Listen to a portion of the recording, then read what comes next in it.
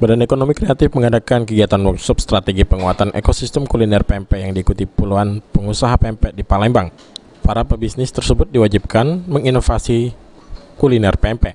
Kepala Dinas Pariwisata Kota Palembang Isnaini Madani menjelaskan, ini merupakan tindak lanjut dari pemerintah Kota Palembang yang dipercaya sebagai kota kreatif bersama dengan Badan Ekonomi Kreatif mengadakan kegiatan ini untuk menginovasi kuliner khas Kota Palembang. Selain itu juga untuk mencari dasar baru yang dapat digunakan sebagai alternatif bahan utama pembuatan pempek.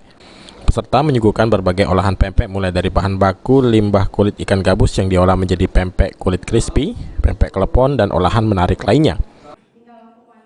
Banyak sekali kreasi-kreasi pempek, ada 3 kelompok di sini dengan masing-masing kelebihan-kelebihannya, ya. Semuanya bagus, ya. Mudah-mudahan dengan kreasi-kreasi yang hari ini diciptakan oleh kawan-kawan dari ketiga kelompok ini dapat nanti benar-benar diaplikasikan menjadi keunggulan dari kreasi pempek ke depan.